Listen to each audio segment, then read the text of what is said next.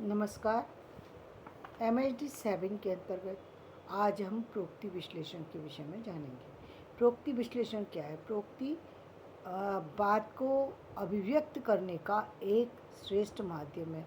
क्योंकि श्रेष्ठ माध्यम इसलिए क्योंकि प्रोक्ति के द्वारा जो बात कही जाती है वो बात व्यक्ति विशेष तक पहुंचती है और वो व्यक्ति विशेष उस बात को समझता है, उसका आंसर करता है, वो जो बात कह रहा होता है उस तक पहुंचती है। इसलिए प्रोक्ति का महत्व है। प्रोक्ति का वैज्ञानिक विश्लेषण करना जो है वो प्रोक्ति विश्लेषण कहलाता है। यानी वैज्ञानिक विश्लेषण क्या है? जब हम प्रोक्ति के किसी बात को कह रहे हैं तो वो बात अलग अलग तरीके से कही जा रही है। कभी हम उस बात को सामाजिक परिवेश में करते हैं तो सामाजिक परिवेश के कुछ विशेष जो है वो विशेष चीज़ें होती हैं सामाजिक परिवेश में, जैसे घर परिवार का परिवेश, जैसे जीविका कार्य का परिवेश, जैसे सामाजिक धार्मिक कृत्य कार्यों का परिवेश, शिक्षण प्रशिक्षण का परिवेश, सामाजिक प्रबंधन का परिवेश या राजनीतिक परिवेश। जैसे घर परिवार का परिवेश की बात कर रहे हैं तो घर परिवार का परिवेश, जिस परिवार में बच्चा पलता बढ़ता है उसका परिवेश कैसा है, उसका रहन सहन कैसा है, उसके बोलने चालने का तरीका कैसा है, उसका उसकी भाषा कैसी है, उसका असर जो है वो व्यक्ति विशेष पर आता है। जो भी व्यक्ति वहाँ पर पलता बढ़ता है उस पर आता है।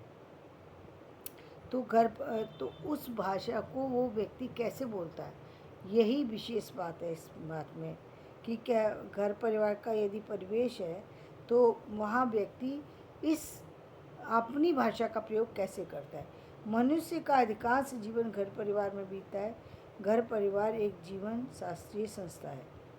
आवास, भोजन, आच्छादन, इन तीन मूल आवश्यकताओं का तथा शिशु पालन का जो व्यवस्था का जो प्रबंधन करता है उस चीज़ का जो है वो बच्चे पर असर पड़ता है। भाषा तथा संस्कार बच्चा यहीं से सीखता है। इस परिवेश की मुख्य भाषा संप्रेषण विधा वार्तालाप। मुख्य बात क्या है यहाँ पर?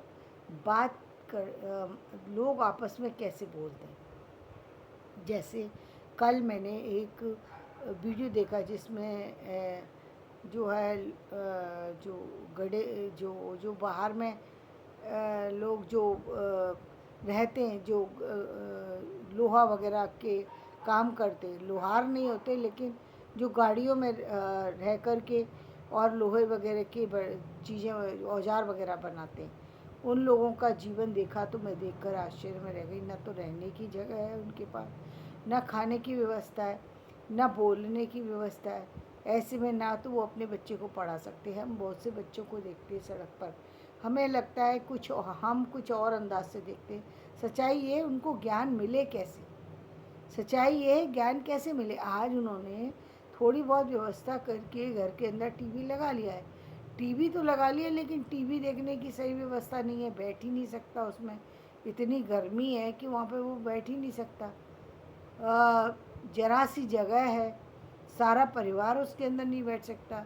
तो यानी कभी कभी देख लेता है व्यक्ति तो उससे थोड़ी बहुत जानकारी उसमें बदलाव आ रहा है, लेकिन जो पूरी जानकारी है वो उसको नहीं मिल रही। तो उस परिवार में पला बड़ा बच्चा उसी परिवार की भाषा को सीखेगा, क्योंकि बाहर जाने का उसे मौका नहीं मिल रहा, स्कूल भी नहीं जा रहा। तो स्कूल के जाता है तो बच्चा कुछ और सीखता है, लेकिन वहाँ वो सिर्फ अपने परिवार के संस्कार ले रहा है और परिवार के व्यवहार को, जो भाषा अपनाई जाती है उसको अपनाता है।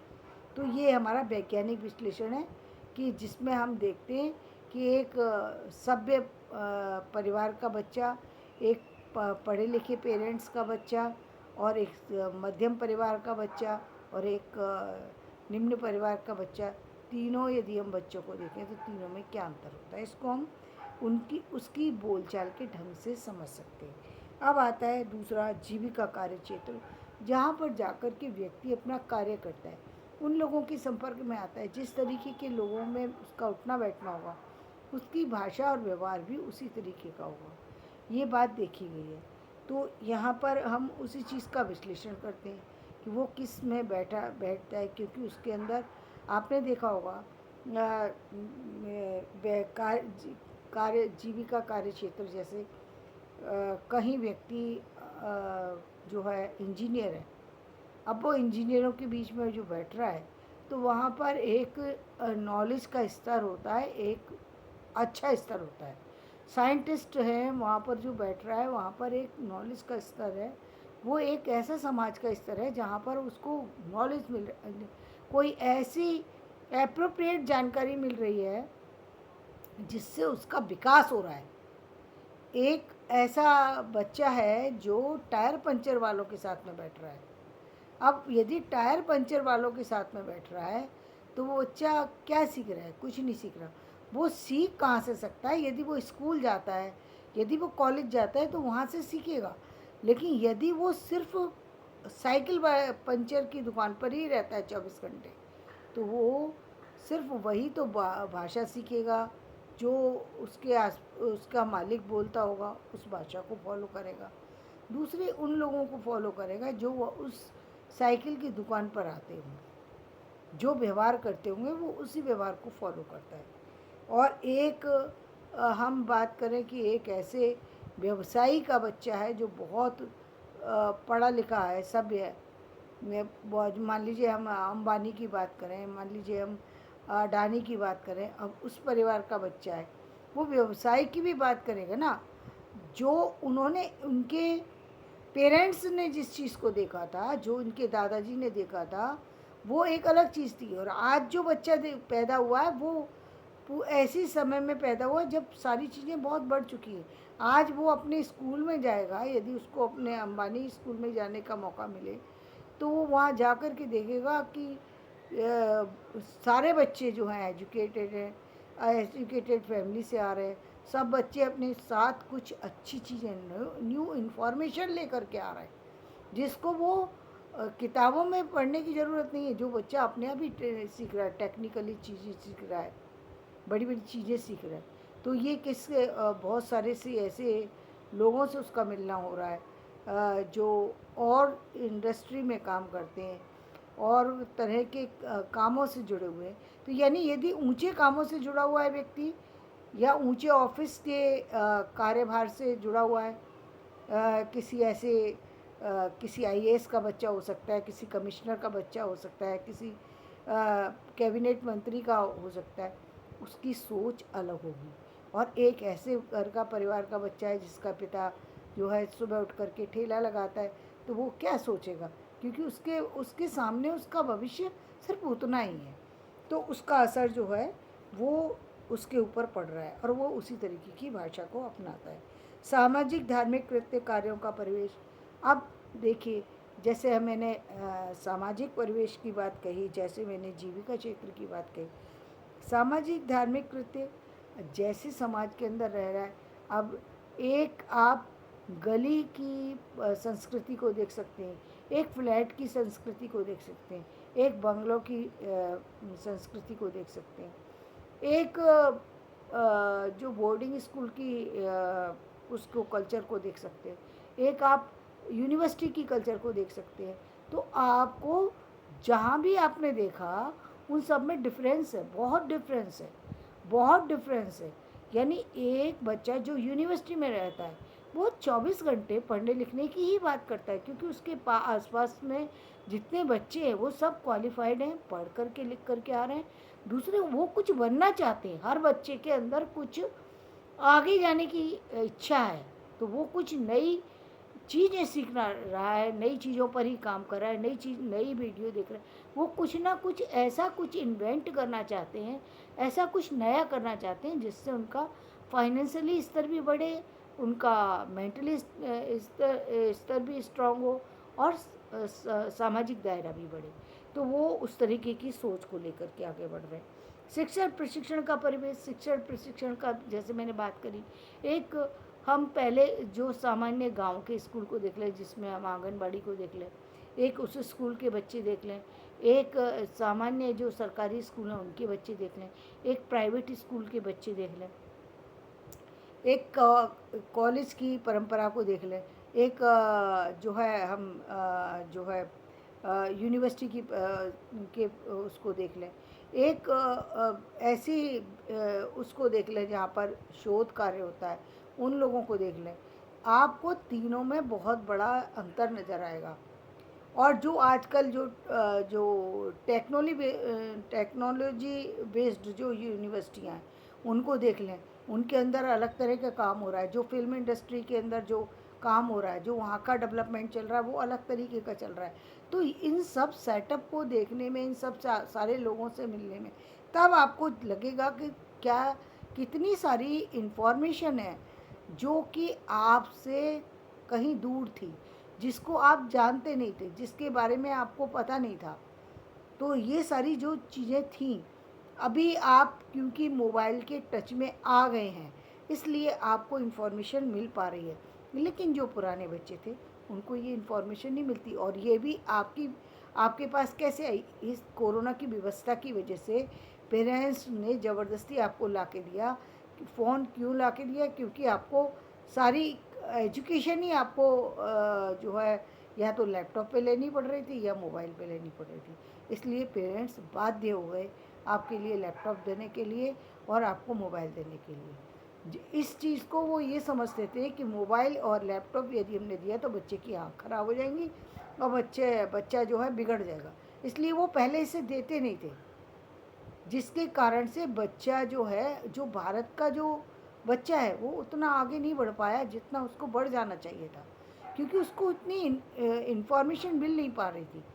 अब इन्फॉर्मेशन मिली है, अब उसके अंदर बदलाव आया है, अब वो आगे बढ़ रहा है। तो ये था शिक्षण प्रशिक्षण का अंतर, कि जहाँ पर हमें शिक्षण प्रशिक्षण एक ऐसा व्यक्ति है जहाँ वो बहुत सारी नॉलेज रख कर के लेकर के आ रहा है। उसने इतने एग्ज़ाम क्लियर कर चुका है, इतनी सारी जितना ये कहना तो लगता है कभी अजीब, कि क्या कहते हैं कि ज़्यादा पढ़ने से कोई चीज़ें नहीं आती। नहीं, बहुत पढ़ने से, जो चीज़ें पढ़ने की हैं वो पढ़ने से ही आएंगी। यदि आप उसको बिना पढ़े बताने की कोशिश करेंगे, नहीं बता सकते। जो चीज़ें आपको और एजुकेशन बेस्ड है, जितनी चीज़ें एजुकेशन बेस्ड हैं, जहाँ पर नॉलेज की ज़रूरत है आपको, वो वहाँ पर आपको उस चीज़ को पढ़ना ही पड़ेगा। और जितनी ज़्यादा आपके पास इंफॉर्मेशन कलेक्ट होगी, वो उतना ही आप सामने वाले को दे पाएंगे। तो ये एक महत्वपूर्ण चीज़ है। इसके बाद आता है हमारा सामाजिक प्रबंधन का परिवेश। सामाजिक प्रबंधन में बहुत तरह के परिवेश देखने को मिलते हैं। सामाजिक प्रबंधन में एक ऐसा परिवेश होता है जहाँ पर हम क्षेत्र से या गली के स्तर पर या क्षेत्र के स्तर पर या सामाजिक स्तर पर हम किसी कार्य को, किसी का प्रबंधन कर रहे होते हैं। एक ऐसा क्षेत्र होता है जहाँ पर हम किसी बड़े सिस्टम को जो है, सिस्टम के ऊपर हमें किसी गवर्नमेंट की के द्वारा पोस्ट किया गया है, वहाँ पर उस सिस्टम को जो का प्रबंधन कर रहे हैं। तो ये बहुत, मैनेजमेंट एक ऐसी चीज़ है जहाँ पर जिसने मैनेजमेंट सीख लिया, उसकी लाइफ में बहुत बड़ा चेंज हो गया। क्योंकि मैनेजमेंट करना ही तो कला है। मैनेजमेंट ही तो नहीं आता लोगों को, बाकी सब आता है लेकिन मैनेजमेंट नहीं आता। मैनेजमेंट जिसने करना सीखा तो वो मैनेजमेंट करेगा, तो इसका मतलब वो अपने सिस्टम में बन गया, वो अपने टाइम में बन गया। ये प्रबंधन ही तो सबसे बड़ी कला है। ये इससे बड़ी कोई कला हो ही नहीं सकती। जिसने सीख ली तो उसको समझ लो कि बहुत सारी चीज़ों से वो नई इन्फॉर्मेशन, सब चीज़ों को प्राप्त करेगा। क्योंकि जब तक ये चीज़ नहीं आई व्यक्ति के अंदर, एजुकेशन चाहे कितनी भी ले लीजिए, तब तक आप में बदलाव नहीं होगा। तब तक आप उन सारी चीज़ों को में बदलाव नहीं लाएंगे जब तक आप प्रबंधन से नहीं जुड़ेंगे। आप काम तो करेंगे लेकिन काम आपका कभी कुछ होगा, कभी कुछ दूसरा होगा, क्योंकि आपके अंदर कोई सिस्टम डेवलप नहीं है, वो जिसका होना ज़रूरी है। मैनेजमेंट कहिए, उसको प्रबंधन कहिए, सिस्टम कहिए, इसका होना बहुत बहुत बहुत ज़रूरी है। और ये प्रबंधन राजनीतिक भी होता है। राजनीतिक प्रबंधन देखिए, अभी 2024 में चुनाव होंगे और पहले से उसकी सारी तैयारी चल रही है। तो ये सारी चीज़ें हैं जिनके लिए पहले से आपको बहुत सारी सी चीज़ों को देखना पड़ता है, करना पड़ता है।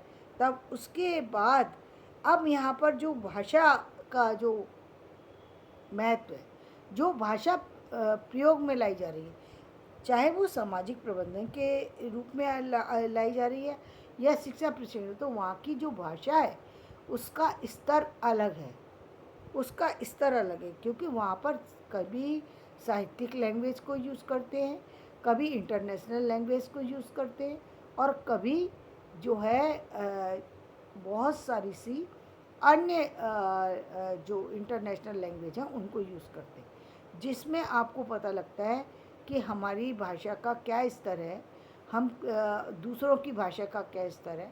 तो ये चीज़ हमें, तो ये प्रोक्ति विश्लेषण के द्वारा हम इन सारी भाषाओं के बारे में हम जान पाते हैं कि भाषा का विकास कैसे होता है, भाषा में अंतर कैसे है, भाषा में बदलाव कैसे है, इन सारी चीज़ों में कितना अंतर है। देखिए, ऐड की जो भाषा होती है ना, वो भाषा बहुत आप ध्यान देने की बात है। दो शब्द बोलते हैं और दो शब्द ऐसे होते हैं कि वो दो शब्द आपको कहीं छू करके चले जाते हैं। बस वो दो शब्द इतने प्रभावी होते हैं कि आपके ऊपर से, आप जब मार्केट जाते हैं तो आपके ऊपर वो चीज़ का असर रहता है, और आपका ध्यान उसी चीज़ पर जाता है जो आपको ऐड में दिखाई गई थी। ये है ऐड की कला। और ऐड की कला नहीं बता रही हूँ मैं यहाँ पर बता रही हूँ भाषा की कला। ये है ऐड की भाषा की कला।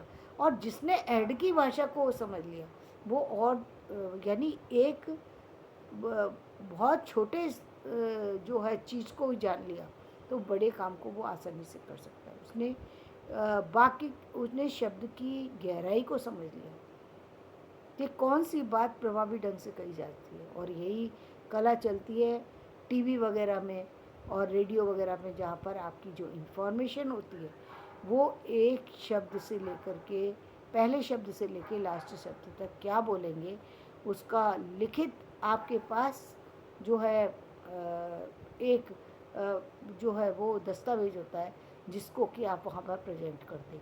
ऐसा नहीं है कि आप वहाँ पर जा कर के कुछ भी बोल सकें। तो धन्यवाद। आज का वीडियो मैं यहीं समाप्त करती हूँ।